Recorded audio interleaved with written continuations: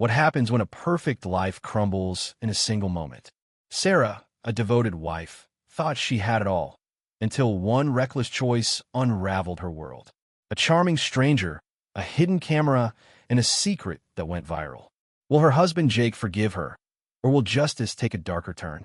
Buckle up for a story of betrayal, revenge, and redemption that'll keep you glued to the screen. Sarah Thompson woke up to the sound of her alarm at 6:30 a.m., the same as every weekday in their cozy Seattle suburb. She hit snooze, lingering under the covers for a moment, listening to the soft hum of Jake's breathing beside her.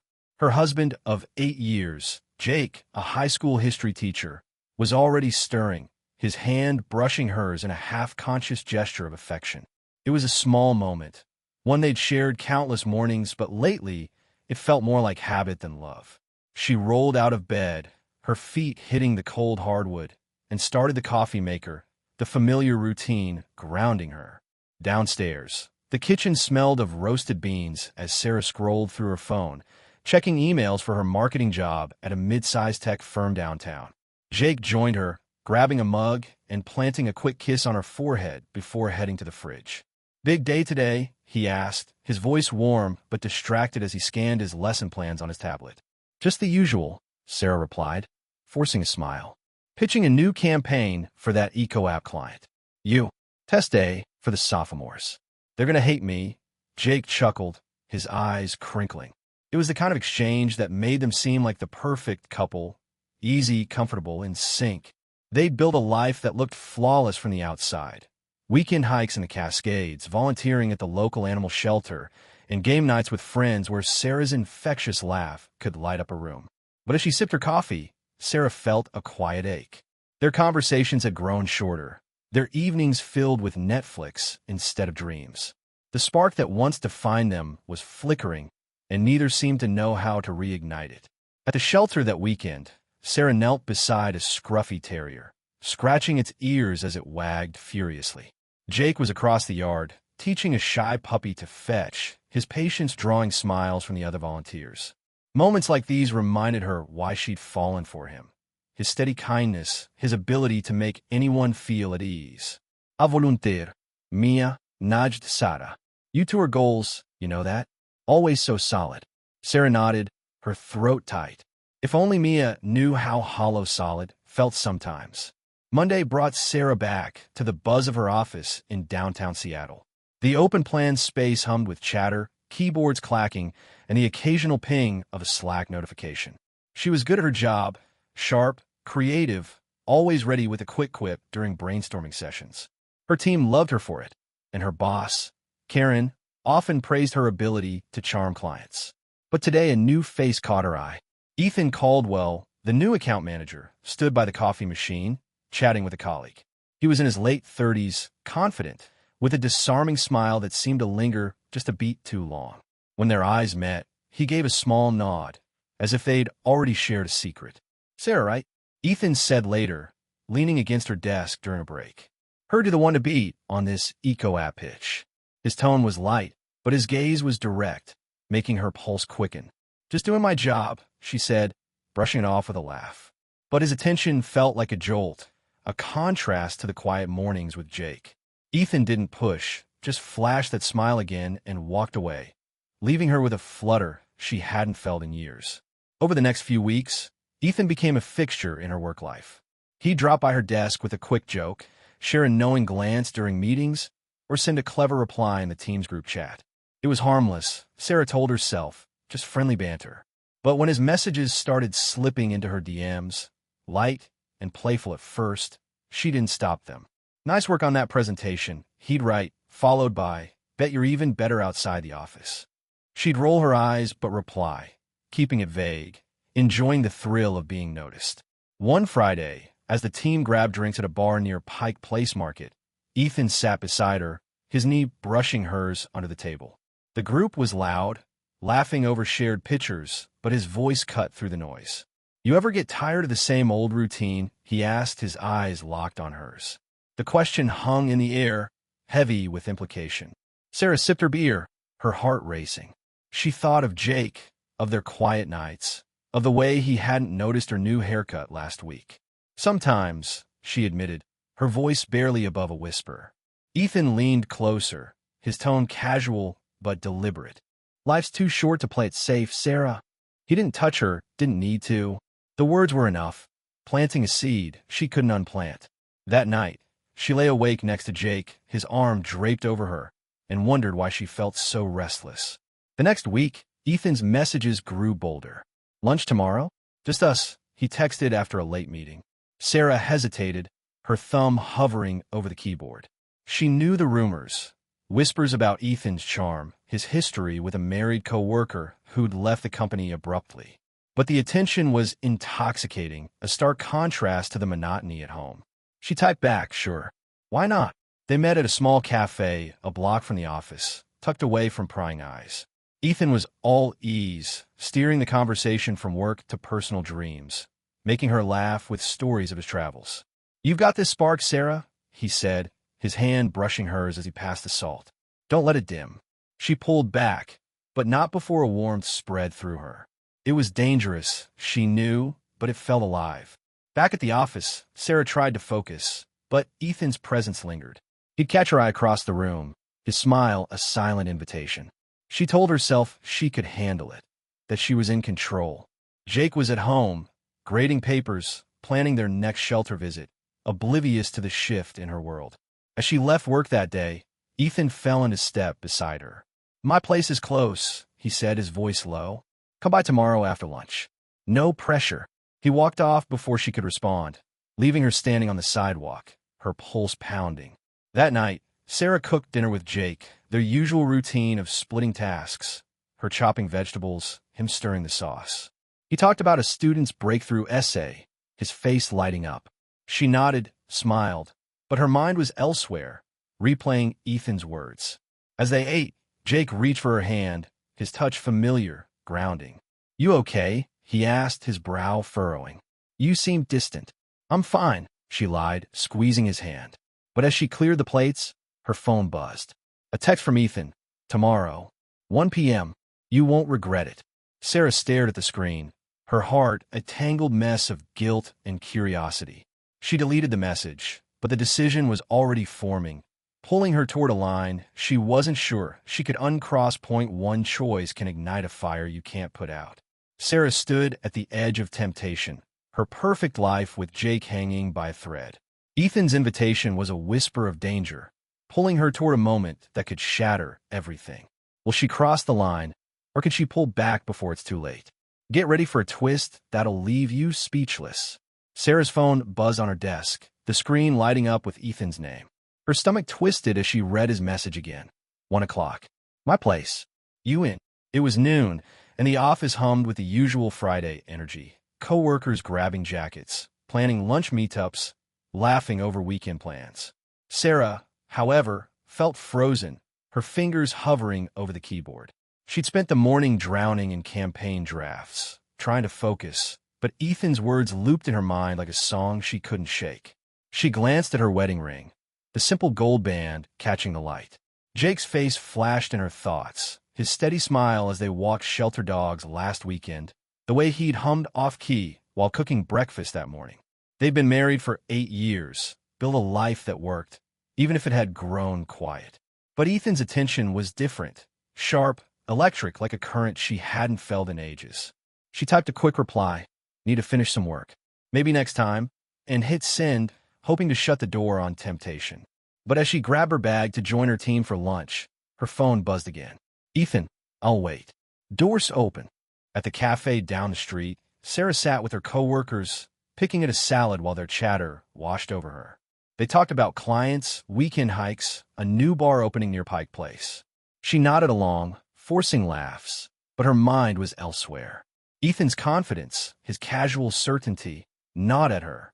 She'd heard the office whispers, stories of his charm, a co-worker who'd left after a rumored fling, no details confirmed. It should have been a warning, but it only fueled her curiosity. What was it about him that made people take the risk? Back at the office, she checked her phone. Another message from Ethan, 10 minutes away. "You know you want to." Her heart raced. She thought of Jake, probably grading tests in his classroom, unaware of the storm brewing in her head. She thought of the routine waiting at home, dinner, dishes another night of scrolling through shows they'd already seen. Then she thought of Ethan's smile, the way he'd looked at her like she was the only person in the room. Before she could overthink it, she grabbed her bag, mumbled an excuse about a personal errand to her coworker Mia, and slipped out. The walk to Ethan's loft took 7 minutes. Seattle's downtown buzzed around her, street vendors calling out, buses rumbling past, but Sarah barely noticed. Her steps felt automatic, driven by a mix of nerves and defiance. She told herself she'd just talk, set boundaries, keep it innocent. But deep down, she knew the truth. Ethan's building was a sleek high-rise, all glass and steel, a short walk from the office. She pressed the buzzer, and the door clicked open instantly, as if he'd been waiting. Ethan greeted her at the door, his posture relaxed, his smile easy. "Knew you'd come," he said, stepping aside to let her in. The air felt charged, his voice low and deliberate. He offered her a glass of water, his fingers brushing hers as he handed it over. "No need to rush," he said, leaning against the counter. "We've got 45 minutes. His words were casual, but his eyes held a challenge, daring her to stay or run. Sarah's resolve wavered. She set the glass down, her hands trembling slightly. "This isn't. I shouldn't be here," she said, but her voice lacked conviction. Ethan stepped closer, not touching her, just close enough to make the space feel smaller. "Then why are you?" he asked, his tone soft but pointed. It was the question she couldn't answer. Not to him, not to herself. The next few minutes blurred. His hand found her arm, guiding her with a practiced ease. She let it happen, her mind shutting out the consequences, swept up in the rush of being wanted. It was quick, intense, and strangely mechanical, like Ethan was following a script he'd played out before. When it was over, he stepped back, his smile cool and satisfied. "Better get back," he said, checking his watch. "Don't want anyone asking questions." Sarah nodded, smoothing her hair, grabbing her bag. She left without a word, her steps brisk as she rejoined the flow of downtown foot traffic. The office was still bustling when she returned, her absence unnoticed. She slid into her chair, opened her laptop, and answered emails as if nothing had happened. Her heart pounded, but she buried it, telling herself it was a one-time slip, a secret she could lock away. She deleted Ethan's messages, blocked his number, and swore it would never happen again. That night, she cooked dinner with Jake, forcing herself to laugh at his stories about his students. He reached for her hand across the table, his touch warm, familiar. "You seem off," he said, his brow creasing. "Everything okay at work?" Sarah squeezed his hand, her smile tight. "Just a long day," she lied, the weight of her choice settling in her chest. She thought she'd buried it, that the moment with Ethan was a fleeting mistake, sealed in the past. But Ethan had other plans. Unbeknownst to Sarah, he'd hidden a camera in his loft, capturing every second of their encounter. The footage, clear and deliberate, was saved to a private drive, part of a collection he'd built over months. He'd done this before, lured women, recorded them, and vanished when the time was right. Sarah, caught in her guilt, had no idea she was part of a larger game, one that would unravel her life in ways she couldn't imagine. The next few weeks were a blur of normalcy and dread. Sarah threw herself into work, avoiding Ethan's glances and meetings. He didn't push, didn't text, just watched her with that same knowing smile. She told herself it was over, that she'd dodged a bullet. At home, Jake seemed more attentive, planning a surprise date to a waterfront restaurant. "We need this," he said, his eyes soft. Sarah nodded, guilt twisting her insides, but she clung to the routine, hoping it would erase what she'd done. Then, one morning, her phone buzzed with a message from an unknown number. A single link, no text. She hesitated, her thumb hovering, then clicked. The screen loaded a video, a grainy thumbnail of her face, frozen in a moment she thought was private. Her breath caught, her hands shaking as she closed the app. The office noise faded to a dull roar. Ethan's smile from across the room took on a new meaning. The secret she'd buried wasn't buried at all. It was waiting to explode. Sarah's world is about to implode. A hidden video of her darkest moment is out there, spreading like wildfire. When Jake discovers the truth, their perfect marriage hangs by a thread. Will her betrayal destroy everything? Or is there a way out of this nightmare? Brace yourself for a heart-pounding twist that changes the game. Sarah's phone slipped from her hand, clattering onto her desk. The office buzzed around her, coworkers typing, phones ringing, someone laughing by the coffee machine, but it all felt distant, like she was underwater. The thumbnail of that video, her face frozen in a moment she thought was private, burned in her mind. Her pulse hammered as she grabbed her phone, double-checking that the screen was off. She glanced around, half expecting accusing stares, but no one noticed. Not yet. It was Friday morning, 2 weeks since her reckless visit to Ethan's loft. She tried to bury the memory, throwing herself into work, smiling through dinners with Jake, pretending she hadn't crossed a line. But the anonymous message with that link shattered her illusion of control. She opened her laptop, fingers trembling, and typed the URL into a private browser. The page loaded, an adult site, the video already racking up thousands of views. Her stomach churned as she saw the title, crude and mocking, alongside comments that tore into her like knives. She closed the tab, her breath shallow, and deleted the message, as if that could erase what was already out there. At home that evening, Sarah cooked pasta with Jake, her movements mechanical. He was in a good mood, talking about a student who'd aced a history quiz, his voice light. She nodded, stirring the sauce, but her mind raced. Who sent the link? Was it Ethan? Why now? She'd blocked his number, avoided him at work, but his presence lingered in every meeting, his casual glances carrying a weight she couldn't ignore. Jake set the table, brushing her arm as he passed. "You're quiet tonight," he said, his tone gentle. "Work stress." "Yeah," she lied, forcing a smile. "Just a big pitch coming up." The words fell hollow, her guilt a heavy knot in her chest.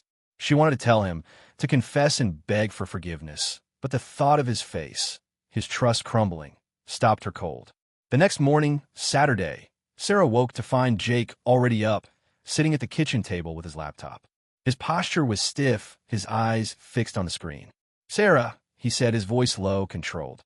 "Come here." Her heart sank as she approached, her bare feet cold against the floor. He turned the laptop toward her. The same video played, her betrayal laid bare in high definition. The sound was muted, but the images were unmistakable. Her, Ethan, a moment she thought was hers alone, now exposed to the world. "Where did you get this?" she whispered, her voice breaking. "An email," Jake said, his gaze steady but pained. "Came last night."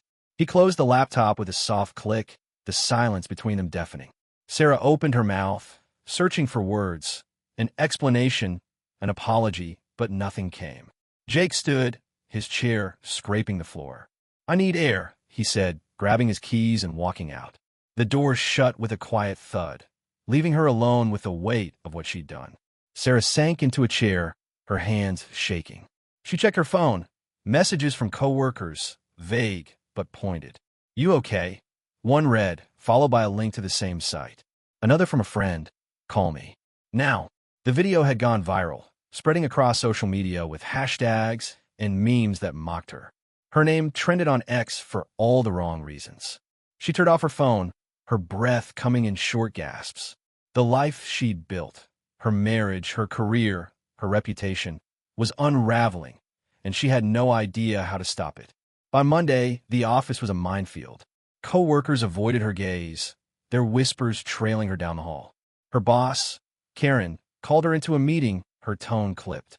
"We're reviewing your position," Karen said, citing conduct concerns.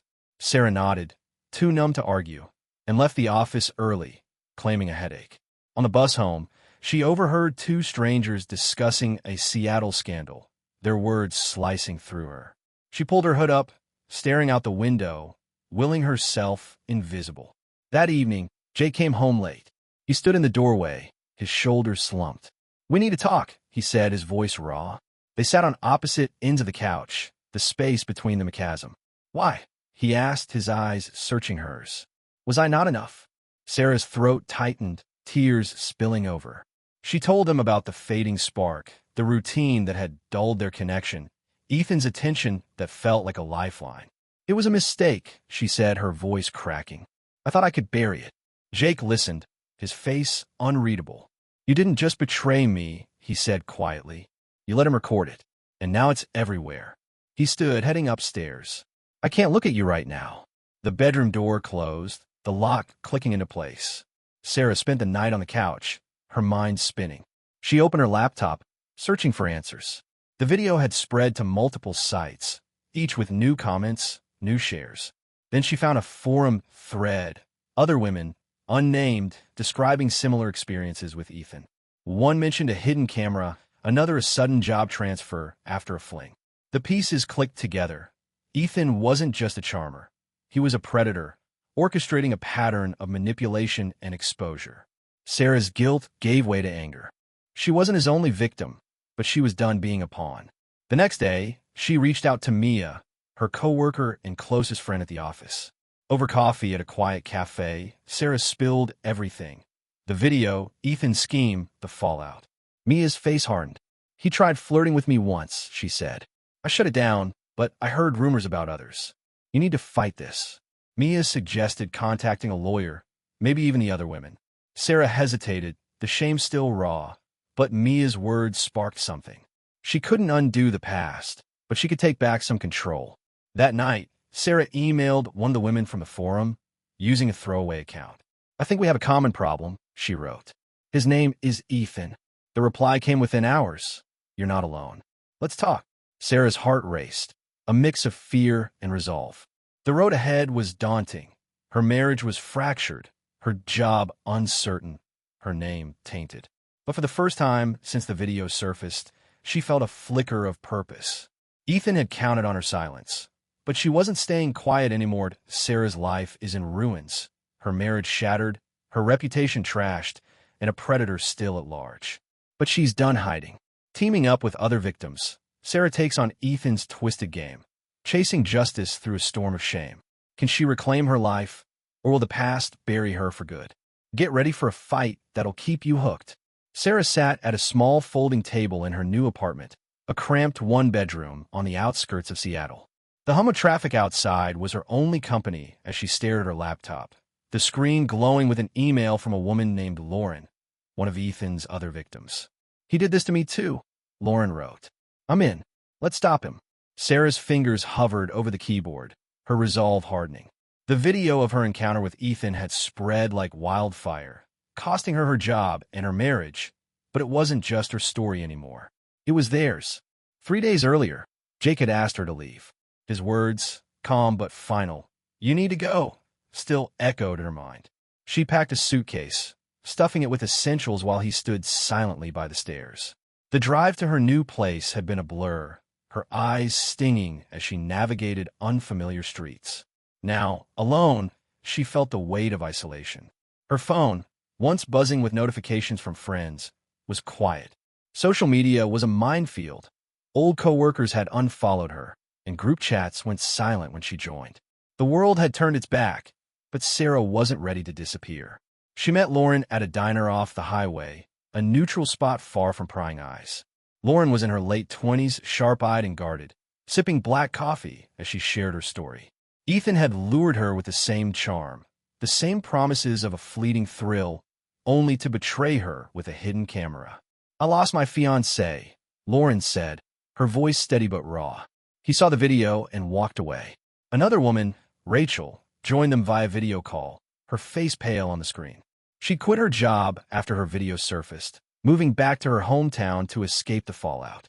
The three women, strangers bound by shame, formed a pact. Ethan would pay. Their first step was gathering evidence. Sarah contacted a private investigator, a gruff ex-cop named Tom, recommended by Mia. Over a scratchy phone call, Tom laid out the plan. "Guys like this don't stop," he said. "He's probably moved on, changed his name, but he'll have left a trail." Sarah pooled her savings with Lauren and Rachel, scraping together enough to hire him. Tom dug into Ethan's past, uncovering a pattern. For other women, similar stories, all tied to jobs he'd left abruptly. He'd last been spotted in Portland, working under a new name at a startup. While Tom worked, Sarah faced her own battles. Her former boss, Karen, had officially terminated her, citing reputational risk. Job applications went unanswered. Her name, now infamous, was a liability. She took a part-time gig at a logistics warehouse, sorting packages for minimum wage. The work was grueling, but it kept her busy, her mind off the comments still circulating online. At night, she scoured forums, tracking the video's spread. New links popped up daily, despite platforms' attempts to remove them. The internet was relentless, and so was her guilt. Jake hadn't spoken to her since she'd moved out. She'd sent texts, left voicemails, even slipped a handwritten note under his door, begging for a chance to explain. Silence. One evening, desperate for connection, she drove by their old house. His car was in the driveway, the lights on. She sat parked across the street, watching shadows move behind the curtains, imagining him eating alone at their table. Her chest ached, but she drove away, knowing she'd lost the right to knock. Therapy became her lifeline. She found a counselor, Dr. Ellis, through a low-cost clinic. In their first session, Sarah spilled everything: the affair, the video, the fallout. Dr. Ellis listened, her questions gentle but probing. "Why do you think you went to Ethan's?" she asked. Sarah faltered, then admitted, "I felt invisible, like I was fading." The words stung, but they were true. Therapy didn't erase the pain, but it gave her tools to face it. She started journaling, writing letters to Jake she'd never send, pouring out apologies and regrets. Meanwhile, Tom's investigation bore fruit. He tracked Ethan to a Portland tech firm, where he worked as Evan Carter.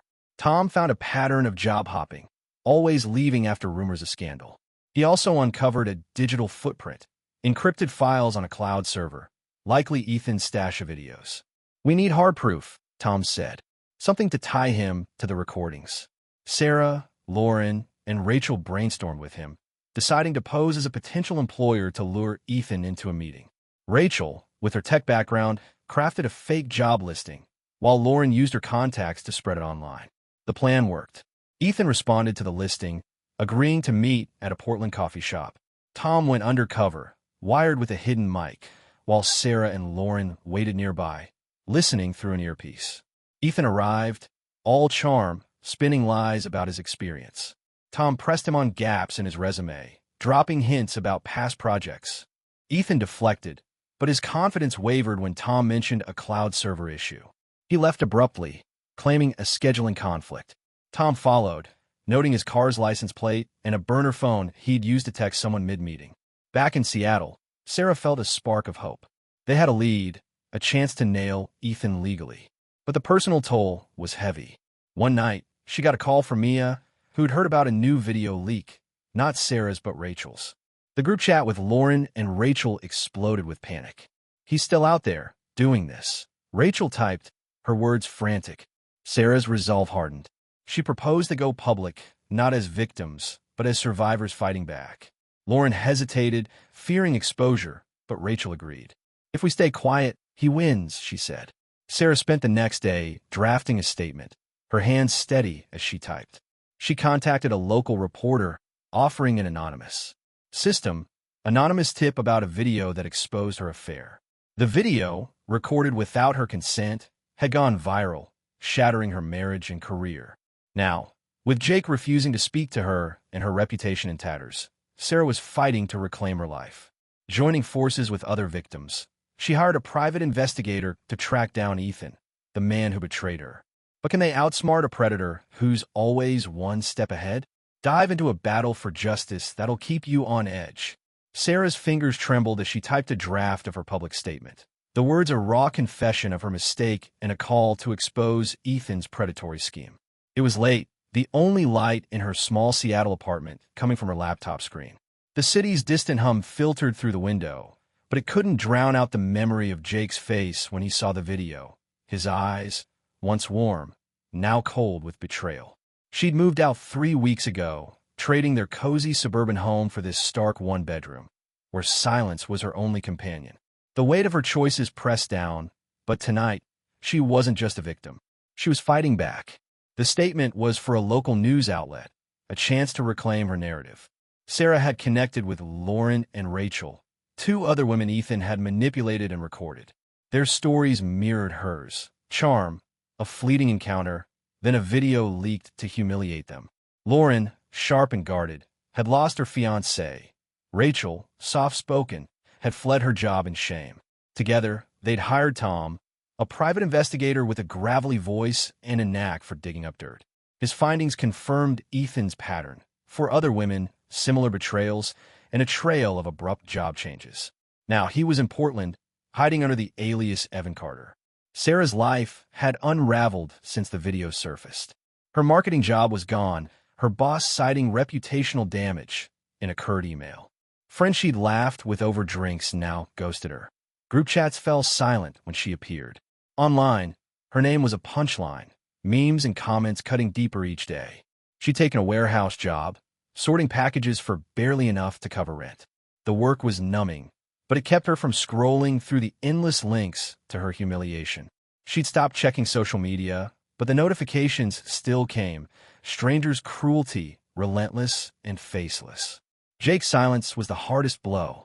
She tried everything. Texts, voicemails, and notes slipped under their old door, begging for a chance to explain. Nothing. One night, she drove by their house, his car in the driveway, lights glowing inside. She sat there, imagining him alone at their table, but drove off before the ache could swallow her. Therapy with Dr. Ellis, a calm counselor at a low-cost clinic, was her anchor. You felt unseen, Dr. Ellis had said, pinning Sarah's choice to a single truth. Journaling helped, too. Letters to Jake she'd never send, apologies she couldn't voice. Tom's investigation gave them a breakthrough. Ethan, now Evan Carter, was at a Portland tech startup. He'd left a digital trail, encrypted files on a cloud server, likely his video stash. To catch him, they needed proof linking him to the recordings.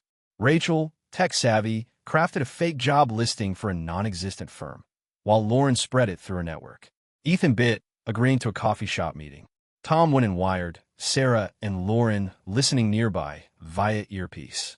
Ethan was all charm, dodging Tom's questions about resume gaps until a mention of cloud server issues made him flinch.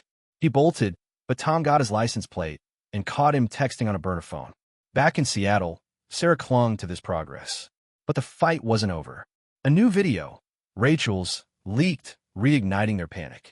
In their group chat, Rachel typed, "He's still doing this." Sarah's anger flared. She pushed for going public, not as victims, but as survivors. Lauren wavered, dreading more exposure, but Rachel agreed. Silence lets him win. Sarah reached out to a reporter, her statement a bold step to shift the narrative. It wasn't just about her. It was about stopping Ethan. The next morning, Sarah met Lauren at a diner, the air thick with coffee and tension. Lauren shared a new lead. A woman named Claire, another victim, had contacted their forum.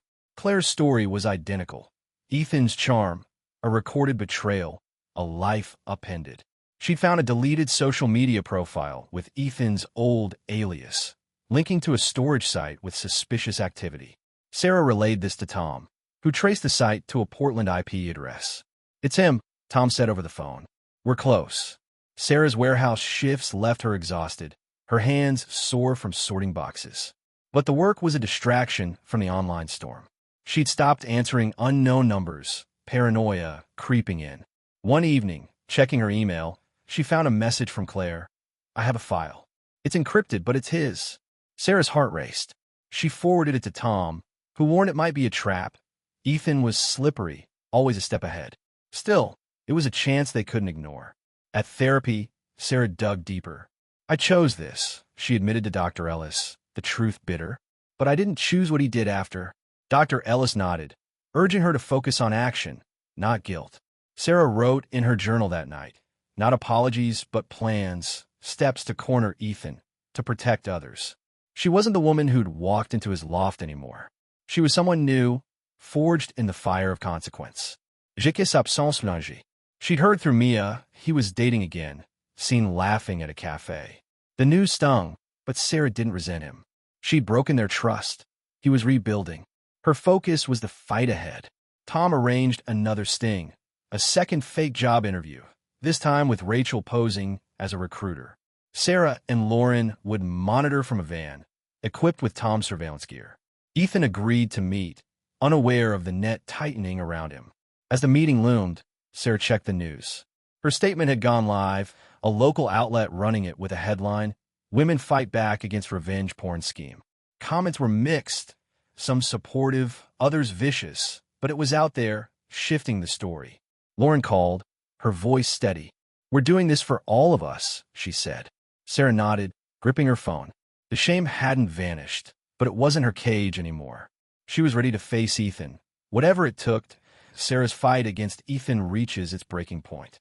With evidence mounting and justice in sight, she risks everything to take down the predator who shattered her life. But can she rebuild from the ashes of her mistakes? Or will the scars define her forever? Get ready for a finale that delivers accountability, hope, and a twist you won't see coming. Sarah sat in the back of a rented van, the hum of surveillance equipment filling the cramped space. Her eyes were fixed on a grainy monitor showing a Portland coffee shop where Rachel, posing as a recruiter, waited for Ethan. Lauren sat beside her, tapping her foot nervously, while Tom, their private investigator, adjusted the audio feed. It was their second sting operation, a high-stakes gamble to catch Ethan, now hiding as Evan Carter, in the act. 5 weeks had passed since Sarah's world imploded, her marriage to Jake and her career reduced to rubble by a video Ethan recorded without her consent. But today, she wasn't a victim. She was a fighter, determined to end his reign of manipulation. The monitor flickered as Ethan walked into the shop, his posture confident, unaware of the trap. Rachel greeted him, her voice steady through the earpiece. "Thanks for coming, Evan," she said, sliding a fake job contract across the table. Sarah's heart raced. Tom had coached Rachel to steer the conversation toward Ethan's past projects, hoping to provoke a slip. They needed proof tying him to the encrypted cloud server where he stored his videos, evidence that had eluded them so far. Ethan played along, boasting about his tech skills, but his answers were vague, practiced. Rachel leaned in, her tone casual. "Your last firm mentioned a cloud storage issue. Anything we should know?" Ethan's smile faltered, his hand pausing mid-gesture. "Old news," he said, deflecting. "Just a glitch." Tom muttered into his mic, "Push harder." Rachel did, asking about data security protocols. Ethan shifted in his seat, then stood abruptly. "I've got another meeting," he said, tossing a business card on the table and walking out. Sarah's stomach sank, but Tom was already moving, tracking Ethan's car via a GPS tag he'd planted during the first sting. "He's spooked," Tom said, his voice low, headed to an office park. They followed at a distance, the van weaving through Portland's rainy streets. Tom's contact at the police, Officer Diaz, was on standby, ready to act if they could secure evidence. Lauren clutched her phone, refreshing a forum where Claire, another victim, had shared a decrypted file, a partial video log with Ethan's alias. It wasn't enough for an arrest, but it was a start. At the office park, Ethan parked and entered a low-rise building. Tom hacked into a public security feed, spotting him in a rented workspace, typing furiously on a laptop.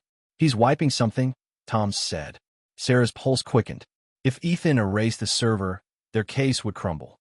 Tom called Diaz, who agreed to raid the office with a warrant based on Claire's file and the GPS data. Sarah, Lauren, and Rachel waited, the tension suffocating.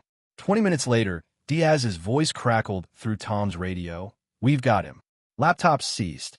Ethan was arrested that evening, charged with non-consensual recording and distribution of intimate media. The laptop held a goldmine, hundreds of files, including videos of Sarah, Lauren, Rachel, Claire, and 3 other women. The server's metadata linked directly to Ethan's aliases, sealing his fate. Sarah watched the news from her apartment, a local station covering the arrest with her anonymous statement as the lead. "These women fought back," the anchor said, exposing a predator hiding in plain sight. Comments online shifted, some still cruel, but many praising their courage. The legal battle was just beginning. Sarah, Lauren, and the others filed a civil lawsuit, seeking damages for emotional and financial harm. Their lawyer, a pro bono advocate named Jenna, warned it could take months, but the criminal case was strong. Ethan pleaded not guilty, but his bail was set high, and he remained in custody. Sarah felt a weight lift, though the scars remained. Her warehouse job barely paid the bills, and her name still drew whispers in public. But she was moving forward, one step at a time. Therapy with Dr. Ellis helped her process the fallout. "You're not your mistake," Dr. Ellis said during a session. "You're what you do next." Sarah took it to heart, volunteering at a digital privacy nonprofit, teaching others how to protect themselves online. She spoke at a small community event, her voice shaking but clear, sharing her story to raise awareness.